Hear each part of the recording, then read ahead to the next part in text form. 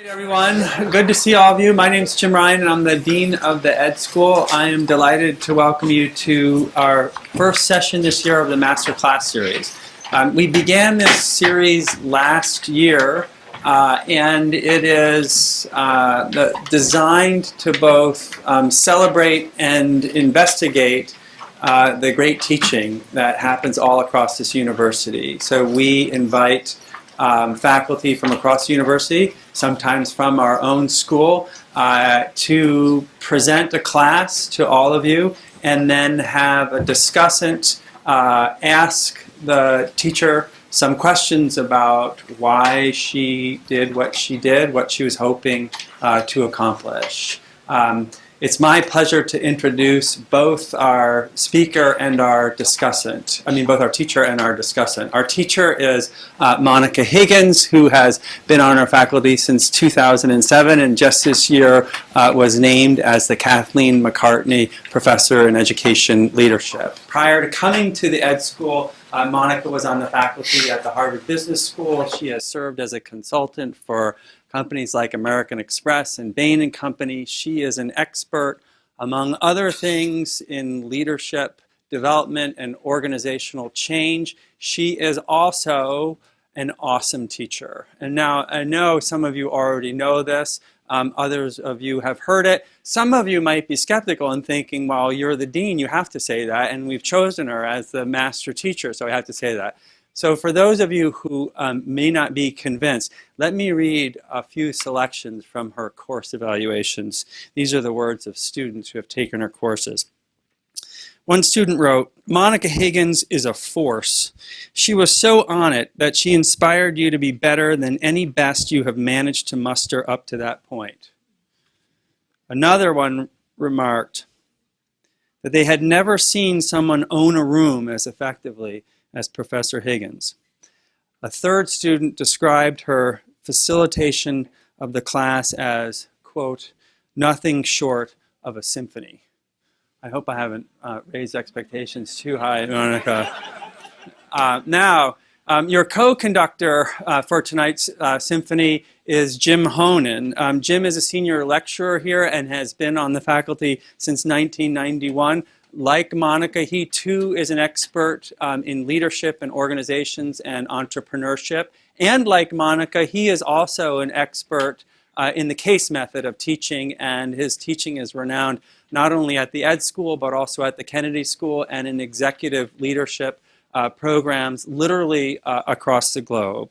He is a perfect person to serve as tonight's discussant. So Monica will lead us in a case discussion of the Everest case, and then Jim is going to ask her some questions, and then we'll open it up to all of you. Now, before I turn it over to Monica and Jim, just a couple of quick notes.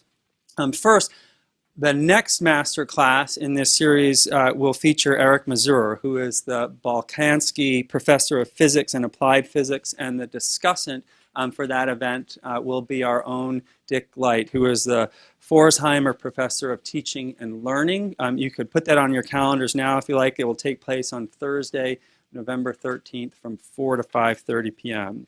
And second, I'd like to thank two people who made this class and this entire series possible, Lori Forcier and Matt Miller. I don't know if they're both here, but we should give them a round of applause. All right, and now please join me in welcoming Monica and Jim. All right. Good afternoon, everybody. For those of you guys who are over here, please feel free to move in the middle, otherwise I might tilt in your direction. So if you would like to, or people sitting in the back, you're welcome to move in. I'm not going to force you to do that, but you're welcome to. It's a real honor to be here. What an honor to be able to teach a class, a master class at Harvard's Graduate School of Education. So I'm delighted to see you here, and I know that some of you have read the case, and I'm just going to assume that you have, or somebody sitting next to you has, which is terrific. So what I'm going to do is I'm going to teach the case until like 5 of 5, and I'm just going to abruptly stop, which is going to feel very awkward because, of course, we're going to be in a heated discussion, and you're going to want to keep going. which is terrific because you can just do that. You know, you can just keep going beyond this classroom environment and talk about Mount Everest, but and the exciting things we discussed in class. But I'm going to stop, and I'm going to stop abruptly so that Jim can ask me some tough questions, and so that you can ask me some tough questions. So, you know, why is Higgins moving over there? Why is Higgins walking over here? What am I trying to do? Okay, so we're kind of really pulling back the curtain, and you have a chance to ask some questions. So, you know, 10 out of 5 of something like that. All right, but for now, I'd like you to just completely get into the case. All right, so this is a case on high stakes decision making, crisis decision making. And we have a real tragic situation here. And we want to talk about why things have went so terribly, terribly wrong back in 1996. Okay, but before we do that, and to really get us into the case, I have a question for you. So, why is it that people climb very, very tall mountains? Okay, so forget the case for a minute. Just why do people climb these very, very tall mountains? And I'm going to ask you to raise your hands, and thank you for putting your names on your name card so I don't have to kind of go, hey, you. But, like, why do people do this? Sasha. It's fun!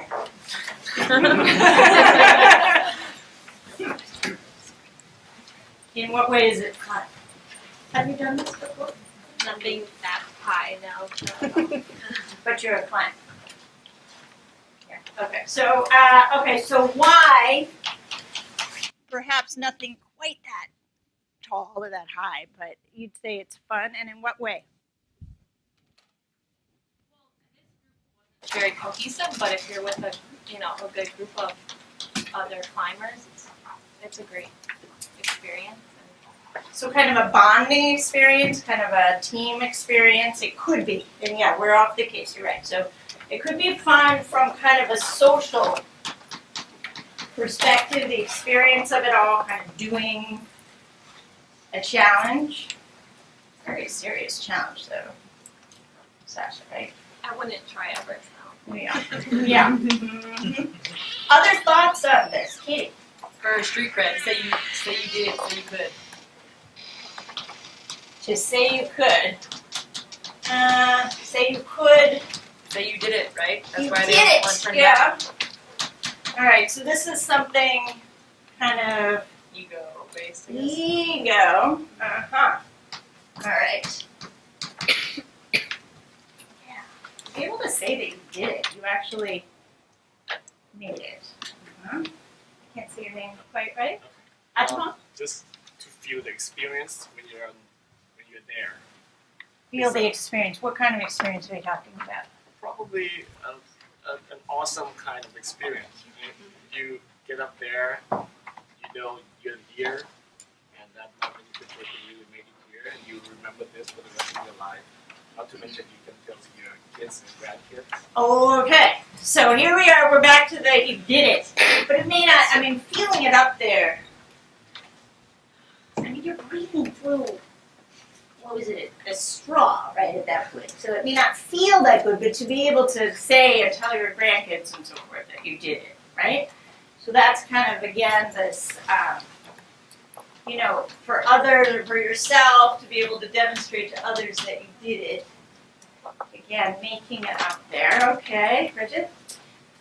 The internal sense of accomplishment. Yeah. So not to tell others, but to feel, to have the challenge and be able to meet the challenge. Uh-huh. Yeah. So this one is really for yourself. This is kind of extreme. Other thoughts? Is it Abu. Yes. Well, because you have a kind of pathology, you know. Because, Tell me more. yeah, you have kind of this unnatural desire to kind of want to prove yourself in Yeah. situations, and it's actually quite odd. Good luck with this. This belongs somewhere else. Yeah. But this proving thing, Yeah. yeah. Do you know anybody like this? I think so. Yeah. Yeah. Yeah. You know, they're always trying to do some. They're never satisfied. They want to do something better, something more, and it doesn't seem to be growing out of fun social things or something like that, but out of never being quite satisfied with what you can Yeah. Yeah. So I was drawing this kind of squiggly do. Right. line here is kind of the sense, and high need for achievers tend to be kind of like this, You get to a place and you look around the corner, you're like, no, that's not quite right. And then you keep going and you keep going, and it doesn't really stop, does it? That's kind of a strange, odd thing, Maria. I think it's also, I mean, on the proper kind of side together, but the others and the self. And I think it's the adrenaline you get because you know that others cannot do it, but you're better than others. You're better than others. Uh-huh. Yeah, so this is this proving thing again, right? You're proving to yourself and proving to others. Uh-huh. Now, do we have any, I know we talked to Sasha a little bit, who doesn't quite climb really tall mountains, but do we have any climbers in the room? Excellent. So tell us, are we kind of on track here? I think so. Yeah. Is there anything you would add to this? Why people do it? Flow, experience flow. Flow. Ah. Mm-hmm. And what kind of mountains do you climb? Do you climb these really, really tall ones where you can't breathe at the top and things like that? Huh? Rock climbing. Rock climbing. Okay. It's A little different. similar challenge, I guess. Yeah. Please. So it's interesting to hear it referred to as pathology. There are some people who would say that about me on some things. I don't climb mountains like this, but there is a feeling of exhilaration in climbing other high peaks. There's a connection with nature. Yes. That's quite exciting. Yeah. I have to say, when I read Into Thin Air, which is the same case, I decided I would never want to climb Everest because it doesn't sound like fun. No, this is the thing. I was surprised we kind of started there in this Yeah. fun piece. It's like that. Exaltation that perhaps you get at the top when you know that you have 1 second to be there and then go Right. down and maybe not live the way down. It was like, I'm over that. Yeah, you're over that. You're done. Right? Yeah. Do we have any people who do other things like, like jump out of planes, stuff like that? Yeah, Roberto. So I don't, but I was going to say that it's not jumping out of planes, but this is some sort of thrill seeking. Oh, it's totally thrill seeking. Yeah. Do you know anybody like that? Sure. Yeah. Not me. I'm afraid of heights. You're afraid of heights. Plane jumpers? Bungee jumpers? Julian? No, I'm not a plane jumper, but I did live in Nepal for a year and I did quite a lot of climbing and trekking. And I would definitely say that for some people, particularly with Everest, it's a little bit more misguided, but there's an element of pilgrimage involved, in which you're connecting to Interesting. something bigger than yourself. Nice. Interesting. So there's this connection with nature and this sense of something bigger than yourself. Maybe the unknown. That's kind of a different take on it. Okay. So, are we there? We're kind of into the case a little bit. I mean, after all, this is probably, sounds like nothing that anybody in this room is doing. We have a sense of kind of perhaps why some people do it and, or some really risky behavior like this, Okay. So now I want to move to the case. All right. So, what I'd love for you to do is turn to your neighbor, introduce yourselves, the person sitting next to you, behind you if you want, and just talk to that person or a couple people about just a couple of underlying root causes that you would pull out that contributed to the tragedy that you read about. What do you think are the key underlying root causes that contributed to the tragedy?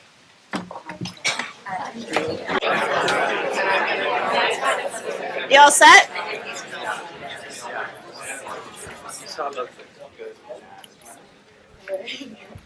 Okay. So where should we start? Who wants to get us started? What did you say? Sterling. I think one of the things Fisher says it, he basically attributes all accidents to human error, and I think that fundamental assumption is one of the reasons why both expeditions fail. Mm-hmm. So can you be a little more specific? So what exactly would you identify as being human error in this instance? In this scenario, they attribute perhaps the communication when the climber who has the radio is not where they're supposed to be. They attribute this to human error when perhaps there are other factors that contributed to that beyond individual error. So would you say it was a breakdown in communication, or would you say it was the bad radios, or? I mean, I think there are so many factors that contributed that were not human error, like perhaps the weather. The weather. Falling on the guy. The weather, okay? I'm going to put the weather over here. It's kind of a force on the system. Yeah? Do we want to put the radios down? I mean, the radios were a result of like the boulder falling, I think, if I understood. They had bad radios. Yeah. How heavy? Heavier ones? And few of them. Yeah. Let's put them down. Yeah. Let's put them down. Like when we think about this as a system, resources are important. Yeah? Okay, so. Radios, and this contributed to, so we put this down kind of thinking about this at the organization level, resources and so forth, and you said it contributes to possibly not great, right? Communication within the team, or teams. Yeah? All right, so we got the weather pressing on the system, that's not good, but we got bad resources, which impairs communication. Okay. Sterling, one more question. Why do we care about communication anyway? Sounds good, but... I think communication is the fundamental thing that would allow them to adapt and change the plan when it needed to be changed. And because they weren't able to communicate, they had no flexibility. Nice, okay. So communication is poor, and the problem with that is we're not sure that they were flexible enough to change their plan, which maybe you might want to do because the weather changes. For example. Okay, other thoughts. So this is where we're starting. Other thoughts. Where do you want to go? Maya. Yeah, another issue with resources they had was the logistical problems that Fisher encountered in the beginning, which kind of pummeled into him being tired and not really starting off at the right place. Right. So all that stuff when they were going over, remember they were going over the borders, that what you're talking about, and like the problem with customs and all of that sort of. And the lack of oxygen delivery in the beginning. Oxygen, okay. All right, so we've got some of that maybe we could kind of call this the context. Stuff you can't control, right? Problems at the border. And why is that important again? Well, mainly it started them off on the wrong foot, so Fisher didn't have the right base that he said he likes to. Yeah, so in terms of the leaders, right? We've got, Fisher, who is, you said, tired. So that's not good, right? So now we're worried about communication, not being able to be flexible. We got a leader who's tired. Okay, so that's not good. Okay. Well, there's a certain level of hubris here. Hubris? Yeah. In what way? The mountain wire. We got this wired. Yes. So. Overconfidence. Yes, exactly. So you guys, there are a lot of really good quotes in this case. You probably, Kay is pulling out one. Do you remember this one? The yellow brick road. Yes, the yellow brick road, of course, right? So Fisher says experience is overrated. It's not the altitude that's important, it's your attitude. We've got the big E figured out. We've got it totally wired, right? These days, I'm telling you, we've built a yellow brick road to the summit. Okay, so this, we've got Fisher, who's got this hubris, right? Now, let me ask you something. When you're going on like a crazy, or what did you call it again? I don't know. Pathological. Well, pathological. Maybe we don't want to use that word quite. But you're going on this like extreme journey, right? Don't you want a little confidence? I mean, really. Don't you need some of this?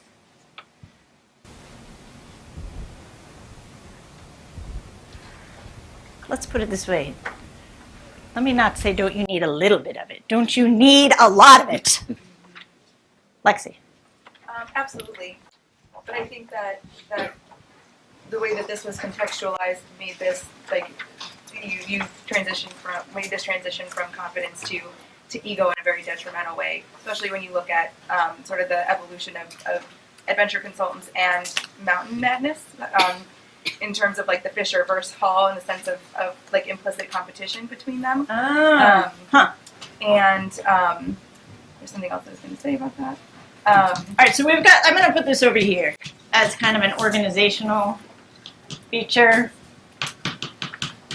or, inter-organizational feature that there's competition. But go back to what you were saying. So you want a little bit of hubris, but what's the problem here? It's getting out of control?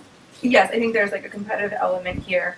And there's a business component here. This is an entrepreneurial venture. They are being paid a lot of money to bring people, maybe not enough money given what they're doing, but they're being paid a lot of money and they see this as an opportunity to benefit financially.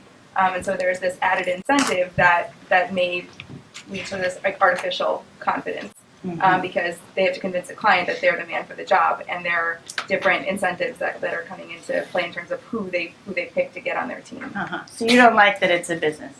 Not that I don't like it. It's just I think it's an important contextual factor. So it's created this competition. I mean, business isn't necessarily bad, right, folks? No. But what you're saying is it's created this kind of environment where we've got, would we say too much confidence? We need to have it because we need to convince our clients, you're saying. It's a bit contrived, I think. Yeah, a bit contrived. A little bit inflated. Yeah, just a touch. Sarah? Well, and there's a downside to it because Krakauer talks about not questioning Harris's capacity. Yep. And he said it was because he'd been trained in a way to think of the leaders as invincible. And so it didn't even occur to him to tell him, you aren't well, you should come down now. Right. So there's this flip side of they absolutely need to inspire confidence, and they need to be really heavy-handed about that and say, you have to follow my directions, no questions asked. Yeah. And at the same time, they need to be receptive or somehow create an environment where the leaders themselves can get feedback from the people who are following. So rules are okay, but if there's so much that you can't get, there's not this questioning piece, right? Then that becomes a problem. Unsafe. Yeah. Unsafe. Yeah. All right, I'm going to track a couple of things as they come up. One of them are these cognitive biases. And the one that's just come up is the overconfidence bias, and I'm sure you've never seen this. Right? Which is the idea that absolutely, yellow brick road, we can do this, right? And Sarah says the problem with that is then, you're less open to feedback, right? You're less open to feedback, and we see as evidence in the case that there's not as much questioning. We want to have questioning. Do we want to have questioning on this trip? I mean, why do we want to have questioning? Miriam, why do we want to have questioning? Because sometimes individuals need to make decisions in emergencies. So you want to make sure that individuals are asking the best possible questions for others. But like if I am like in reasonably good shape and I have whatever $65,000-$70,000 and time, then doesn't it make sense that I would just go along with this confident leader? And he's the expert after all. I mean, it makes it like follows a logical structure, but it's not a structure that's beneficial to individuals trying to survive together in an extreme environment. Individuals trying to survive together in an extreme environment. Mary. I think you want to ask a lot of questions because your life is at risk. It's not like someone's going to serve you a meal you might not enjoy or you want to ride that above you. I mean, your life is at risk. Yeah. So what happens when somebody actually tries to ask a question? Do you remember this? There's so many good quotes in here. Okay, this is Krakauer. And, Krakauer, there are a lot of quotes from Krakauer, right? So Krakauer says to Hall, and he's questioning. Like, he's questioning himself. Like, I'm not sure I can do this, actually. So he expresses his concern. So he's not really questioning, but he's at least little feedback. So, he says, it's worked 39 times so far, pal, and a few of the blokes who summited with me were nearly as pathetic as you. So that's shutting them down right there. That's, that's going to do it. I'm probably not going to say anything again or turn around if you've got the guts. Yeah, is it Bob? So I think what's interesting is also there's the flip side to the argument we've been making here in the case of Dr. Weathers, who is actually able to overturn Hall's concern about his own physical state, even though he's halfway blind, and convince Hall to let him keep going. Yeah. Now why do you think that's going on? We see that in the case. There are a lot of names in the case, okay? A lot of names. But there's Hansen, too. Remember Hansen? He was the guy who tried to go up the mountain the year prior, didn't quite make it, but he is hell-bent on getting up that mountain. And nobody's going to stand in his way. Why do you think that's the case? Why do you think that's the case? So Rob says there's nobody who's going to, he's able to convince, and we see this a couple of times, right? So he's able to convince the leaders that, yes, indeed, I need to continue up the mountain no matter what. What's your thinking on this? So are you asking why the leaders aren't standing in his way, or why? Like, what is it that's driving him? Either one, and both. The one, I think, from the perspective of the guys, I think that there's probably a bit of empathy, and like in the moment. So I think that, I think there's this gap between like stated decision-making authority and then actual decision-making and what's actually playing out when they're like approaching the summit. And in the moment, like they're really close, and they know what that's like. They've attempted this multiple times, each of them, and they failed, and then they finally done it. And then this guy, he's made it. He made it within like 300 feet the first time, and he's That's there. right. And I think there's probably a bit of empathy playing out where they don't want to be the ones to tell him that close. Even though they have tried to make it very clear that that they won't tolerate that dissent. But even like up to this point, that's what they've said. But there's this gap between what is actually happening, and there isn't any like clear decision making happening. Like they didn't set that the time for the turnaround once they got to the summit. So I think that was playing out in the moment. Right. But what you're saying in terms of Hansen continuing on, and I think this other guy, Cruz, if I'm getting that name correctly, is also, although he actually got taken back, but there are a whole bunch of people who are continuing on despite the frozen larynx and the frozen toes and things like that. And they're continuing on, and part of it is, like he was saying, like you put so much time and energy into something, it's hard to turn back. And it's hard for somebody else to turn you back or say, okay, you can turn back. You know, very, very difficult. I would call this one, which you bring up, let's see, the sunk cost effect. So, and this one I'm sure you've also seen,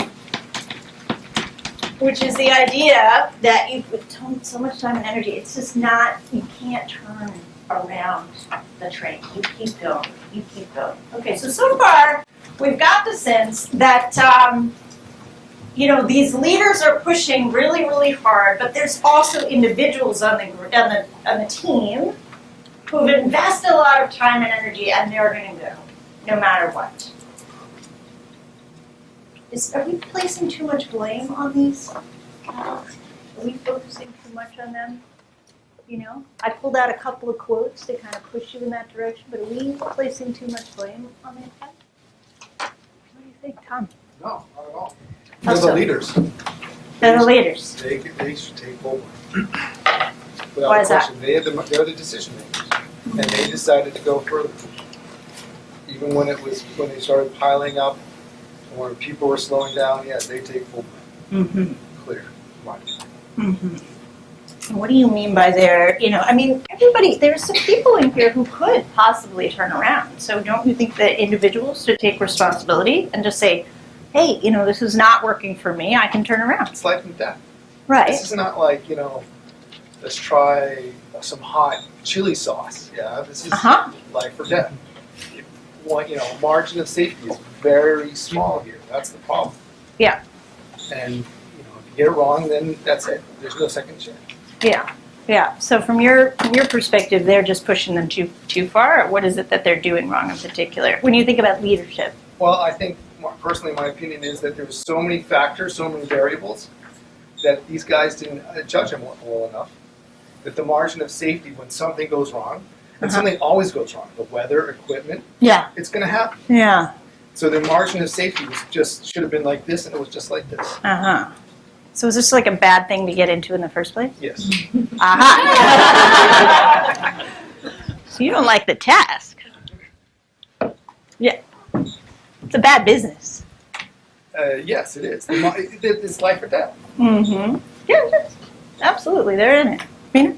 And I think to build on that, from the beginning, right, like the ideas that should have been vetted or had at least a little bit more basis before admitting certain people to come into this. Okay. That's where I think the responsibility is really on the leaders. Yeah. Because they're the gateway. Like they're the people who are letting people in and out or recruiting. So team membership, which you would put on the leaders too. Yeah. So if only we had some more fit or prepared folks, do you think? Potentially. I mean, I can go back and potentially look at details, but I just remember one of the people saying, like, I felt like we were preparing the mountain for the people instead of the people for the mountain. And so maybe it is not just like these set parameters, like you're pretty fit, you're this and that, but the training that could have been involved. The training. Like what was happening in advance of this whole thing to make sure people were operating optimally. So the idea is if we get the right people and we train them up, then this wouldn't have happened. Maybe. Miley? I think on top of all that, there's also, it doesn't sound like they clearly explain the risks to the people who were involved. That a certain proportion of people who try and climb Everest always die. Yeah. No matter what, no matter how prepared they are. Mm-hmm. And then people need to go into it fully aware of that. Mm-hmm. You don't think so? I mean, Hansen got within whatever it was, very, very close. So he knows. When they're talking about it's a yellow brick road, like anyone can do it, and it's pretty interesting stuff, and it just feels like the external communication of this when they're trying to get clients on board is a little bit optimistic. A little bit optimistic. So we're kind of back to that, overselling. This hubris piece, the overconfidence, and it's because it's a business that they're doing this. Is that right? Yeah. So if only they had known what they were getting into, Then they still would have died. then they still would have died. Got it. Joe, help us out. There was that quote at the beginning about how they weren't really a team. Like they were a bunch of individuals that were going to climb the mountain together. Yeah. What do you make of that? Yeah. Well, it's like this thing that's going on right now. Like if you suddenly fell ill, we would be lost. Because we just came together today. People are nodding. That's the problem. Okay. But if you had your A608 class all semester, and on the second to last day, you fell ill. I feel like the class then could still sort of work the keys. In this case, they were all dependent on the leader's decision to turn around, and so one of the leaders got sick, and the other leader, they got separated. He was sick. I mean, this guy, his Fisher was ill. Right? We established that. It's not good. So they just didn't have it, they were stuck in this one form where there's the leader and everybody else. Whereas maybe they could have figured it out if they had had a little, trust and time working with each other. Yeah, trust and time working with each other. All right, good. So let's think about how we're going to get that trust and time working with each other. Is it all beforehand, or there's something about climbing up the mountain we want to fix, Beth? So I'm thinking that I feel like maybe we're using the word leader kind of generously. Okay. And that as I think through this and listen to people's comments, I'm thinking about the idea of how leadership often is presumed to be kind of organically developed. So if you're a good player, then you're a good coach. If you're a good student, you're a good teacher. And if you were often elected for certain or given leadership, then you emerge as a leader later on because you believe that's what you're good at. Yeah, and if you're a good climber, therefore you're a good climber, a good leader. Of Exactly, climbers. exactly. Makes sense? I wonder if maybe, to Fisher and the other person, Paul, in charge, sort of maybe maxed out on their capabilities. And that it was, they did, and they paid with their lives and the lives of other folks, but that they maxed out on their ability to lead. From the get-go, sounds what you're saying, because they were climbers, but they were... Based on their understanding of what it means to lead. Or their lack of understanding what it means to lead. So these guys were excellent climbers, but excellent climbers, Beth says, doesn't necessarily make them good leaders, Bridget. Yeah, but I do think a lot about the responsibility of the leaders, because if you think about the context, you've got people who are climbing who are physically impaired, mentally impaired. This is not going to be fun. It's not going to feel good, and you're going to have to push yourself if you're going to be successful. So they have to rely on people who've done this before to tell them when enough is enough. Right. But unfortunately, you're not in something that's predictable. The conditions are constantly changing, so you have to keep looking to this leader, because who else? I don't think this is something that they could have just figured out themselves. Right. Because they're tired. They can't breathe. They can't think. No. The worst possible condition to have to back out of, and you can't follow your instincts, because your instinct would say, I shouldn't be here. Exactly. Exactly. True. Tim? I would question the leadership, but not so much the leader himself, but the leadership team. I think the problem became one where he didn't bring in nor encourage their open ability to have contradictory information. So you're right, the people who are paying clients don't have the information, but there are other experienced climbers. I mean, there's a line like A's hire A's and B's hire C's. And if you're truly competent and truly qualified, you bring good people in you and you're willing to listen to them. And that's where I would put the blame, that it's not the group as a whole, although they have some responsibility, that the group dynamic of the leadership was that I'm the boss and they were not strong enough or felt because of their previous relationship willing to contradict him in a strong enough way to have any impact. Yeah, so when you think about the leadership team, who are you thinking about? Okay, if you're going to ask me names, I really No, forget the names, but so he had the team. We talked about there's a guy in the middle, a guy in the front, a guy in the back. He's got people who are experienced climbers that are employees, basically, not people who are paying him. Yeah, I mean, he's got these leaders, okay, let's say the leaders, I should put those in quotes, right, Beth? The leaders, right, Hall, Fisher, right, and then we've got these guys, correct? Right. Yeah, and you could actually call them, maybe you could call them a senior leadership team, all right, but there's this group, yeah? And then you've got the clients. And then you've got what? Sherpas. Sure.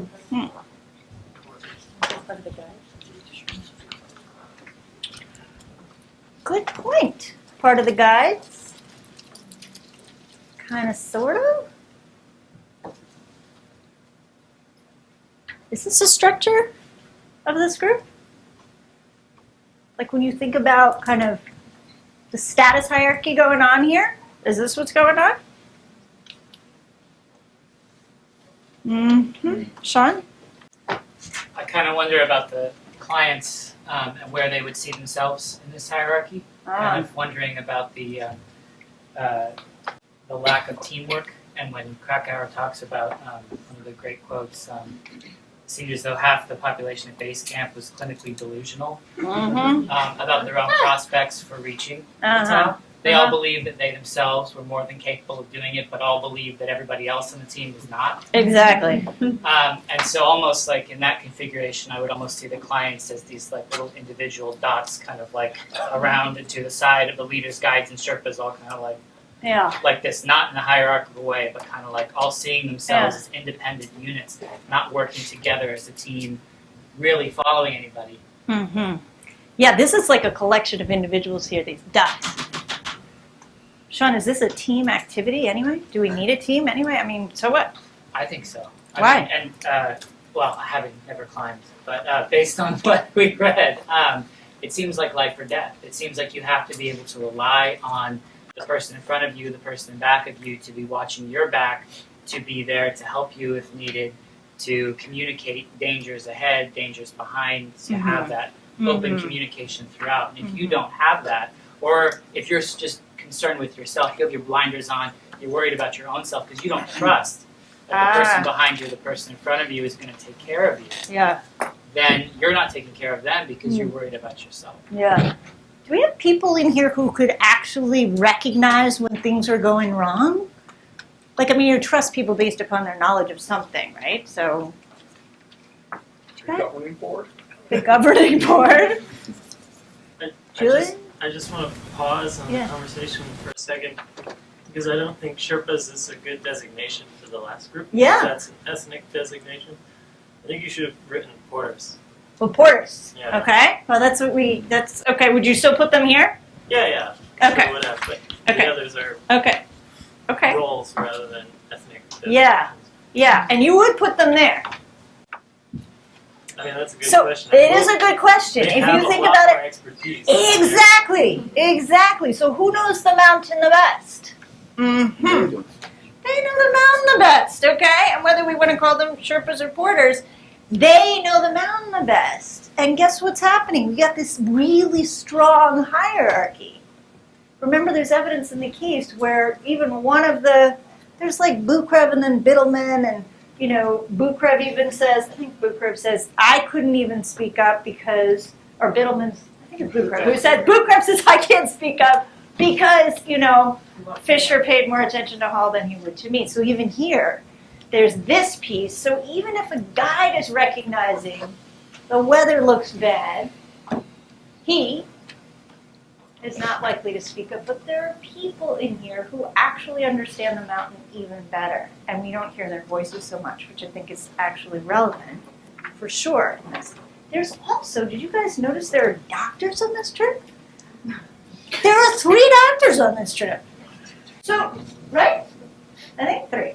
So when you think about, what it takes to recognize that something's going on wrong here, I mean, it's not like, yes, there's training and so forth, but there's also expertise hidden in here. But where are these guys? They're here. Right?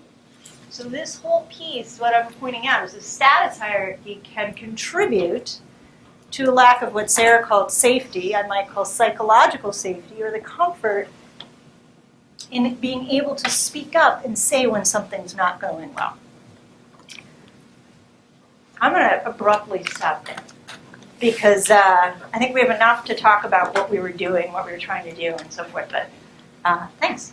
That's good. Thank you very much.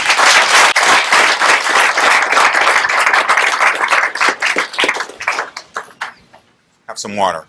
All right, so thank you so much, Monica. I just have a couple of questions and then we'll open to our colleagues. First question is about what you do before a case discussion. I guess the nature of the question is, how do you prepare and what sort of teaching plan do you bring into a classroom to lead us through what you just led us through? So say some words about preparation and about teaching plans. Okay, so one of the things I try and do, yes, I've taught this case a lot, but I really need it really right in my head before I walk in. And unfortunately, I can't have other things in my head. So even though I taught earlier today, I actually couldn't look at this case till after I taught that case. So I need to really make sure it sinks in. So I read the case really carefully, even if I've taught the case many, many times. I need to have it like right front and center.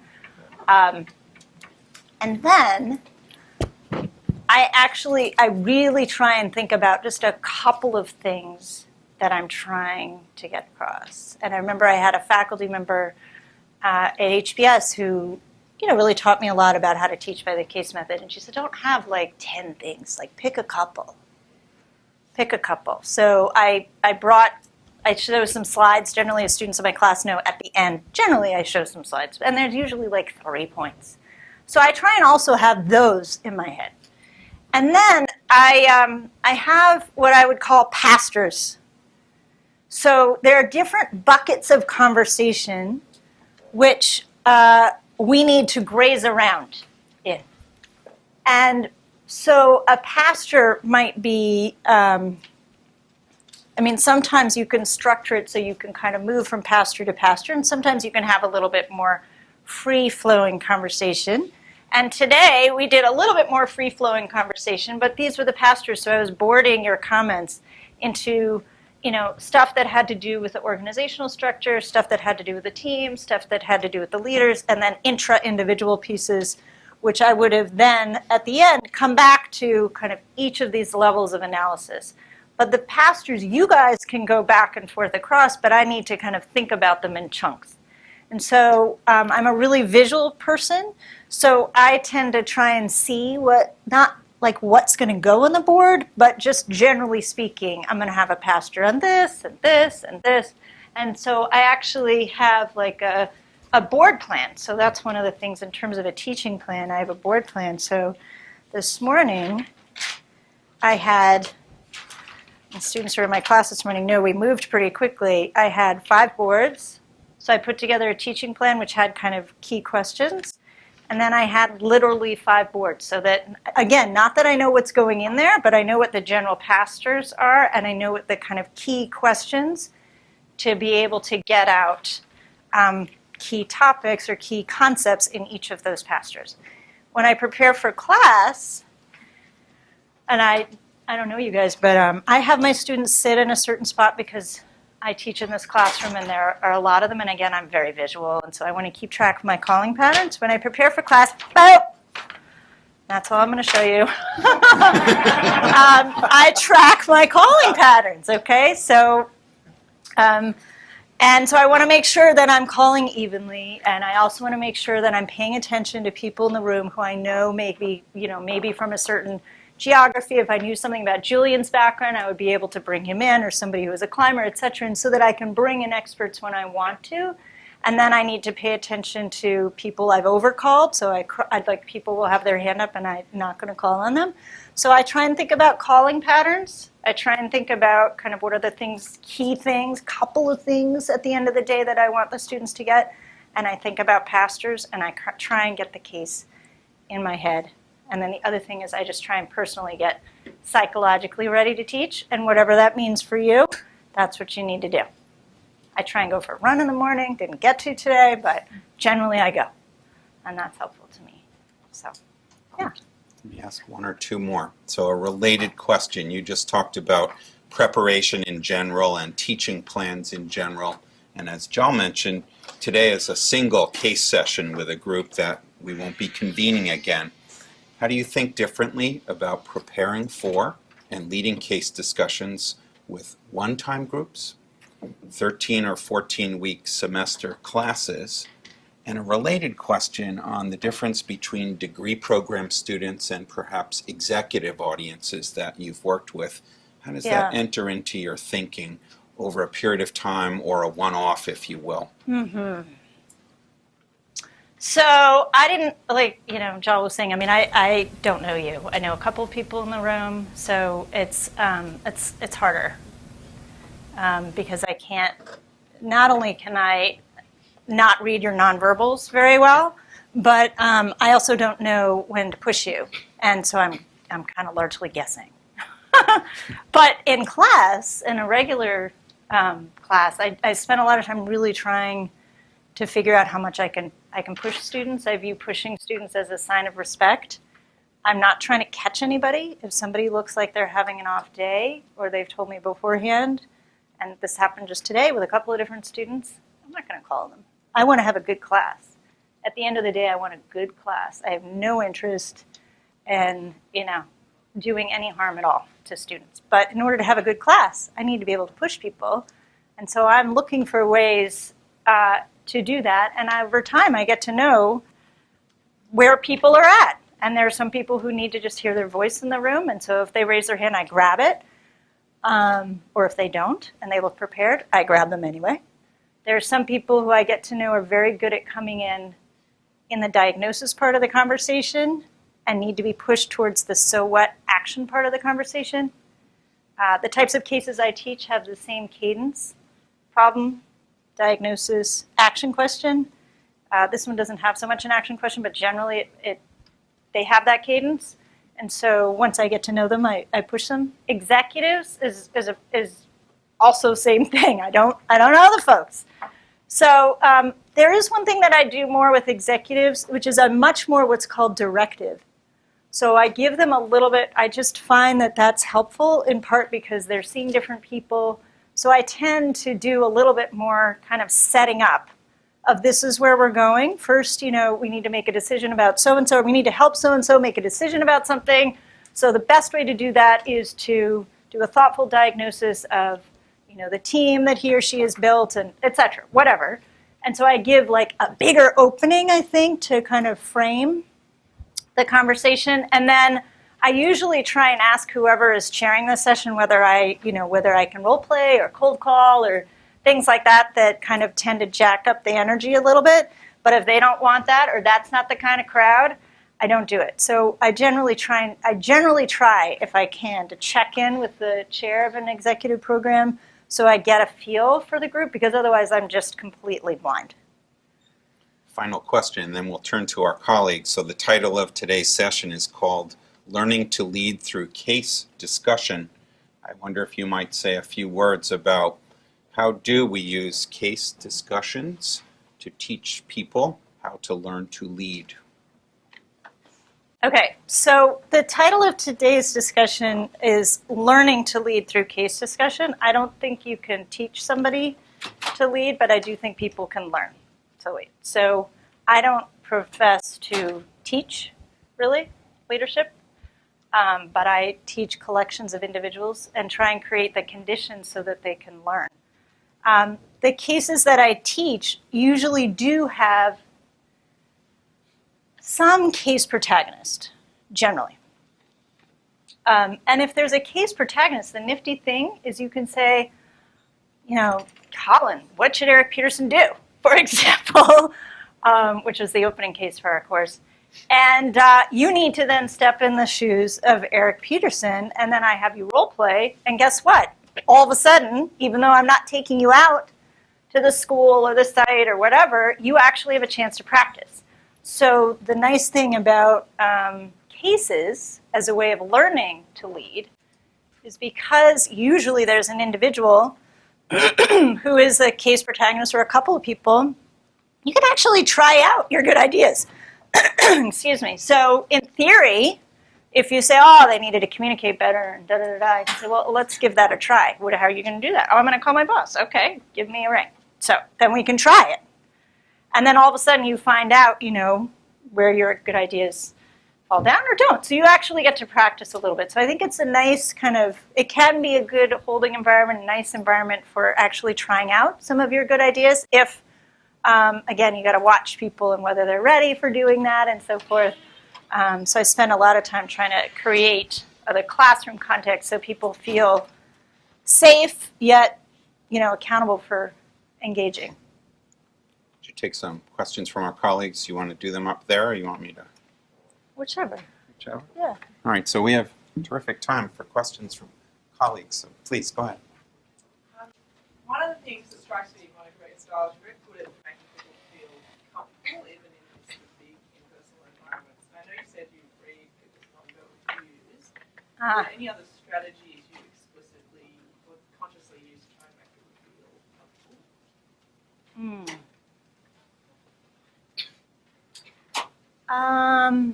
Yeah, there are a lot of strategies. Some of it's pretty tactical. So, I try and get closer to a person so that, you and I are just having a conversation and it's not 90 people. If you're doing a role play and you look uncomfortable, I might come over and stand by you a little bit so that I'm on your side. If I feel like I'm going to kind of try and push you or challenge you, I might move away from you. There are ways in which I like to break the boundary. I might just kind of, when somebody's up, and you've seen this before, I might sit down so that I'm part of the group. And I walk around, so you get used to me walking around and, kind of worry about that. I'm not like trying to see what notes you're taking, Lexi, but, And the other thing I do is I really try and use humor. So if somebody's stuck, and you just saw that today, not here, but in class, I try the best I can to use humor so that person can save face. Again, I have no interest in doing harm or embarrassing anybody. So if I can figure out a way to save face with that person so that they'll feel comfortable speaking up again, I do that. Please, Lexi. To what extent do you anticipate sort of the arc of how the class moves within an hour and a half? Does it generally follow the same sort of plan that you've seen in previous years, each time you teach a case? And how do you anticipate that versus just like flowing, like moving with the flow of the class? Yeah, so it's really not a bull session with Higgins. There is kind of a place we're going, and we're going to get there somehow. So if I have to play devil's advocate or push you another way, I will. However, that doesn't mean I know exactly how we're going to get there. So what I like to do and I use boards a lot, as people in my class know, is I try and kind of give me space to move. So if we're not, you guys are over here, I can also signal to you that you've moved backwards in the conversation. We started over here, and we moved over here, and I ask you a question, and you're back over here. I'll go back over here. I don't need to say, oh, we already talked about that. I just added over here. And then I go back over here. So that we have a sense of kind of movement. And so I'm very conscious of time. I always end right on time with students, and I try and start right on time because I think that's just respectful. If for some reason something needs to get squashed, it's me. So today in class, I felt like we were in a really good discussion, but I got squeezed at the end, and that's okay. I'm going to I'm going to go quickly through. If I have a couple of slides to show, I'll go quickly through. But I don't know exactly within the pasture how we're going to graze around. So I have to be able to adjust my questions if there are particular points that need to come out. Now, if something comes up, which happened not the class today, but the class on Tuesday, that is something that I want to do at some point in the semester, like a little exercise and something. Like somebody said something about, leadership being, they're making a whole string of comments, but leadership was innate. This guy was just, was just born that way, basically. I was like, that is a comment that I'm going to grab because I have a little exercise to do around that. And if it comes up, whenever it comes up, we are going to grab that and do it right there so that people understand. Otherwise I wouldn't be here, right, if I didn't think leadership could be in part learned. We are going to do that exercise. So when those things come up, I am happy to deviate from whatever teaching plan I have because those are like gems. You got to grab it Similarly, I deviate if somebody has come up with an idea for, like we're in the diagnosis part of the conversation. Again, remember the cadence kind of problem, definition, diagnosis, action. Somebody comes up with a really nifty solution, and we're pretty good on the diagnosis. Like we as a collective has kind of gotten around to most of the stuff we want to get around in. You know, I'll jump right to action and have that person role play. And people have seen this happen in my class. You say you're going to have a meeting, come down and have the meeting. Let's have that meeting. And then I'll throw the other students into roles so they respond to the person who's up front. So if there are precious opportunities to grab energy, so usually I watch for energy, or raise energy, I'll do it anyway I can. But then that just means I need to look at the clock so that I always end on time. Julie Rubin. Yeah, I wanted to ask you about a particular pivot that you did and your logic behind it. Okay. So, I believe it was you were talking about what had kind of gone wrong and kind of raised the question of profit and the extent that this, at the beginning, because they were doing this incredibly challenging thing and doing it for a motive of money, right, that might have distorted things. And you pulled back and you said, well, it's a business, you know, something wrong with business? Yeah. You know, sort of like, you know, I'm going to challenge you to, like, have to call in capitalism, you know, if you're going to want to go down that, that route. And I was wondering why you did that. Did you do it because you wanted to be pushed back about the legitimacy of this as a business? Yeah. Did you do it because if we went down that road, it would shut down these other things that you wanted to draw out? Okay, so Lexi said a number of different things, and I had to figure out which one I was going to pull out. You did. You said a number of different things. You know, the inter-organizational competition, then it was a business, there was too much confidence. You said like 3 things. So I was trying to think through which one am I going to go after here, because I kind of liked all of them. And I need to get to the overconfidence bias and that sort of thing. I mean, Kate, who I know just left, Kate like cracked that piece way too early for me. So I had to let it simmer for a little bit and not take it. It was too fast. Too fast. So I wanted to kind of noodle around a little bit. And she got to the inter-organizational competition piece. And I thought, oh, that's interesting. And then you said business. Now, sometimes I've had kind of an interesting conversation around whether, like, who the heck cares that it's a business? So it's a business. So that's why we have this strategy. Why is that? And then people are like, well, no, that's not really it. It's the wrong goal. We didn't get to that today. But it's a really fun conversation around businesses having particular goals. And what the heck is the goal here? Well, in their business, they promised 100% success to get to the summit. And then we have a really nifty conversation around, like, what's the problem with that goal? It's not safety. And people die. And then that's a very bad business to be in. If the leaders die and the people die, that's not a good business. So it can be kind of a fun conversation if we want to go there. And what happened was I kind of threw it out on the line, and it didn't get grabbed. And so I left it. And I grabbed one of her other pieces, which was inter-organizational competition, and kind of double-clicked on the overconfidence piece and left it. But sometimes, and then I was thinking in my head, like, how are we going to go back to the fact that the goal is wrong? Like any organization, you have a goal. There's a rotten goal. Everybody's trying to get to the top. We weren't quite there yet. So I was thinking that might have gotten to that piece, but we didn't get there. And I thought that might have been a way to do it. It was also a little bit just poking fun. So some of that was happening, but mostly I wanted to kind of dangle that carrot and see if it was picked up. Thank you. I want to come to this side of the room. Katie, go ahead. Yep. How, if at all, has your teaching changed from the business school to the ed school? Yeah, so I really love teaching here. And part of the reason is because there's so many educators in the room that they up my game. Right? I have people kind of asking me why I did such and so. And that's really neat to be able to think about your craft. And don't necessarily get that, or didn't necessarily get that. I will say on the flip side, people at HBS, the students, have been doing this in every single class. So one of the things that they know how to do really well that I'm still working on right now in A608, students in A608, is building on each other's comments. So what I was doing here is I was linking a lot of the comments. I was trying to draw. I was doing a little bit of that. And I much prefer to have students do that. I want to do less talking and get you to do more.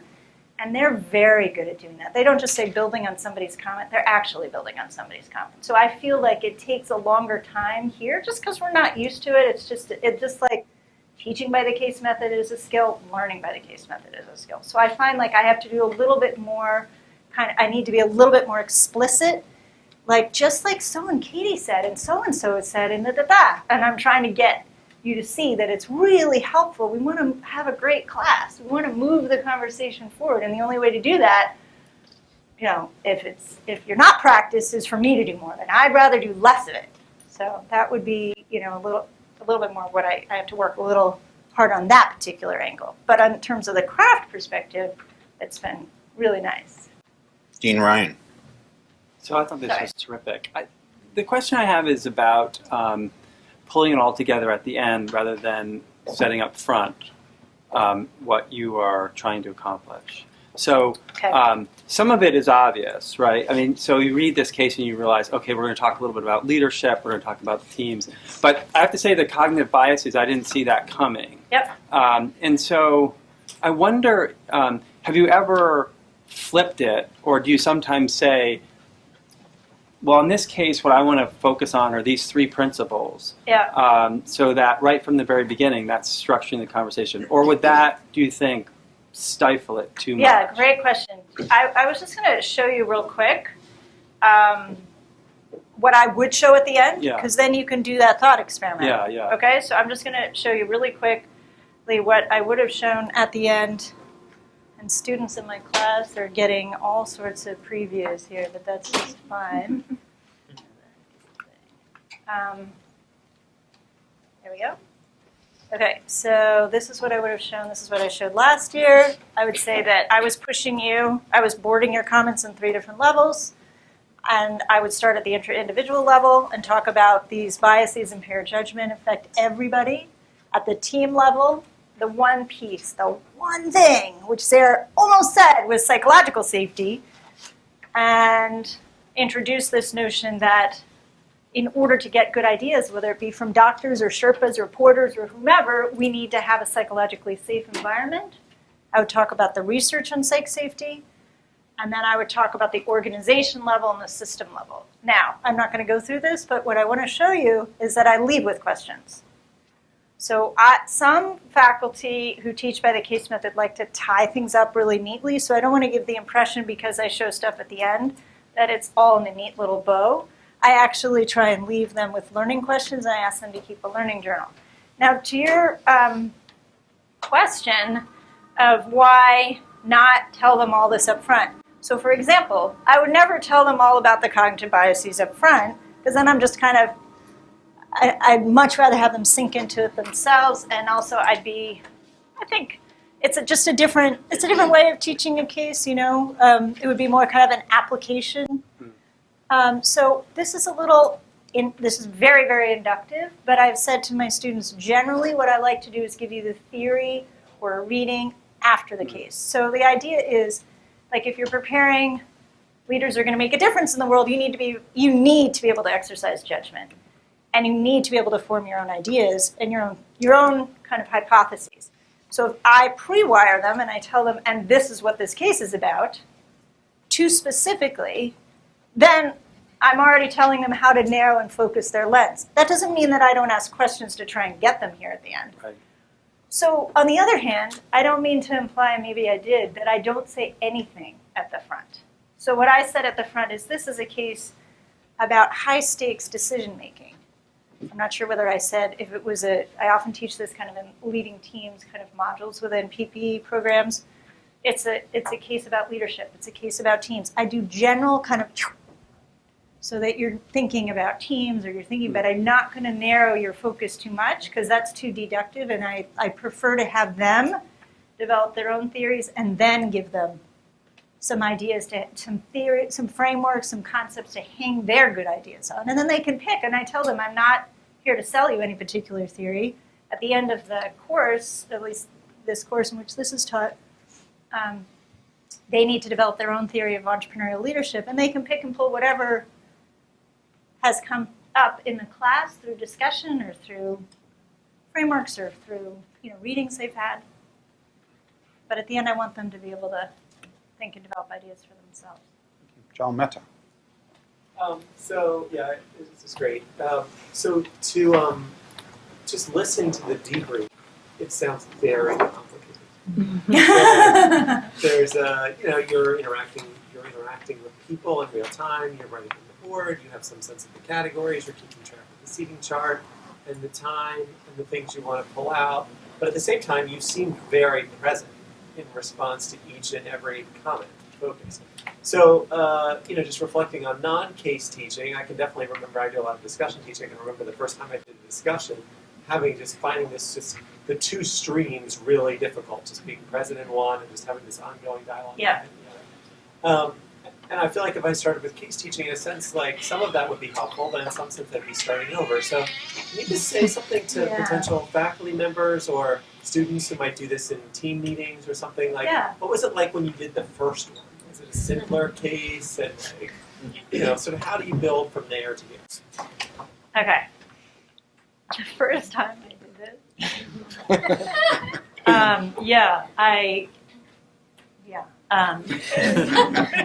It'll make us feel better. well, there were some conditions in place. I had an 8-week at home and a 1.5-year-old, so it was pretty crazy. So I was basically just trying to.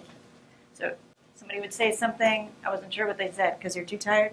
I would ask somebody else. It was survival tactics. But at any rate, no, I think here's the thing. Okay, so when I first started trying to teach this way, even though the readings are tiny. Really, I mean, a case is 15 pages long. How could this be so complicated? I tried to figure out every single which way the conversation could possibly go. And I'll never forget, I was staying really late at HBS, and one of my senior faculty colleagues said, "Monica, what are you doing?" And and of course, I like to be prepared and so forth, and and she goes, "You can't possibly figure that out. So you just need to trust that we're going to get there. You're going to get there with the class." And that was like a huge aha for me, that I wasn't in case teaching. You are now the person who is working with the students, and if you're going to get to where you need to go. Yeah, it's a craft. You need to ask certain kinds of questions, but it's not. You don't have to. It's not quite so complicated as figuring out every single piece of it. So I think that's helpful if you create. Yeah, you do need to be present and create the kind of rapport, so that students feel like we're in this together, and we trust Higgins is going to ask some questions that will get us to where we need to go. But I think there's so many of the. I mean, I teach a class on this, so yeah, I think there's some. Skill to it, but I don't. I think it's.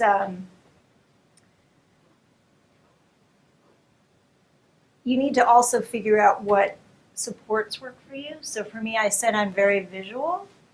So for me, if I am going to have a big class, I really like people sitting in the same space because I just, but that may not be true for you. For me, I like having a board plan so I can just kind of generally know when I need to kind of move, but some people that may not be the kind of support you need. I think a lot of these things do apply about kind of really trying to have some kind of direction in terms of general pieces or arcs, and then working with the students to kind of, using your term, to get to deeper learning, right?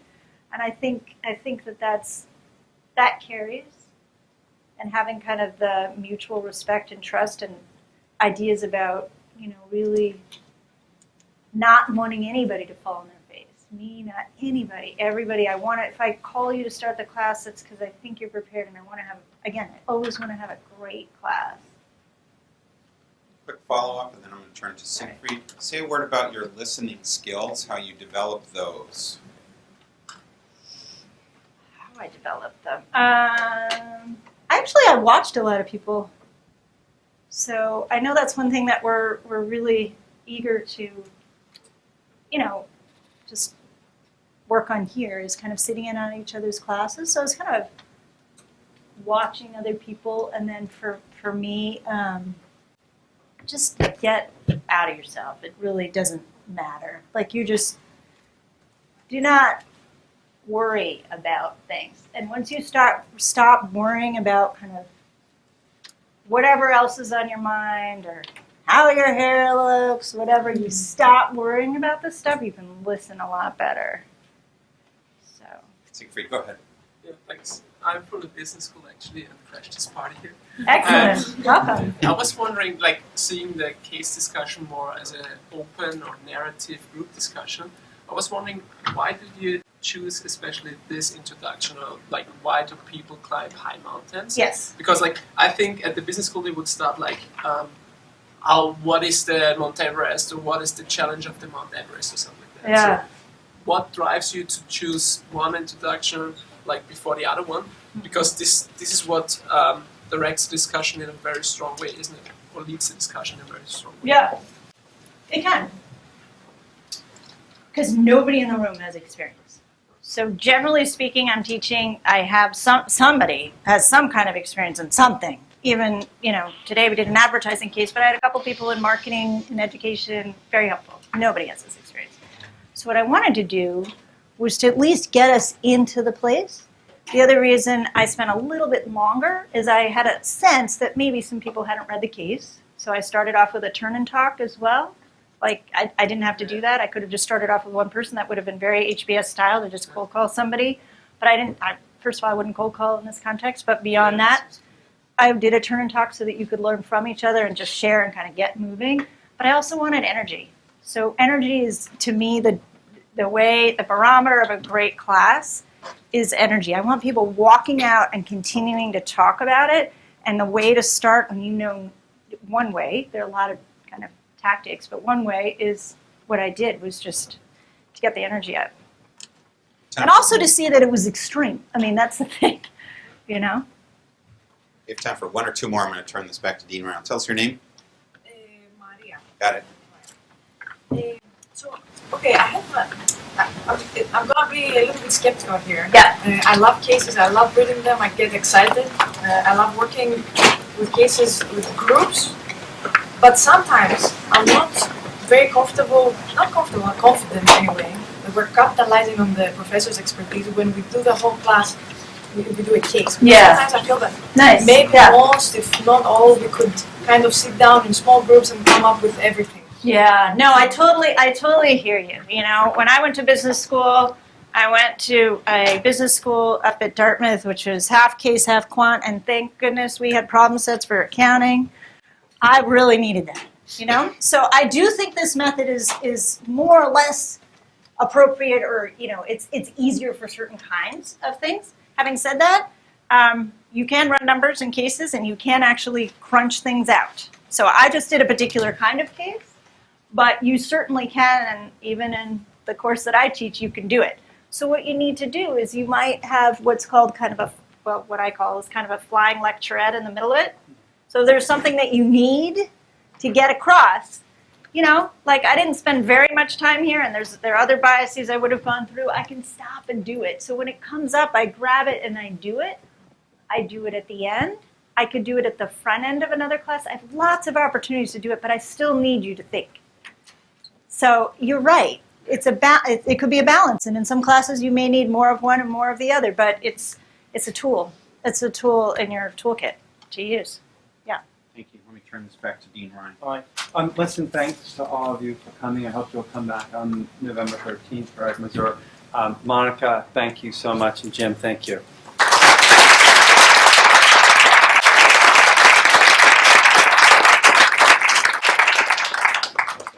Thank you very much.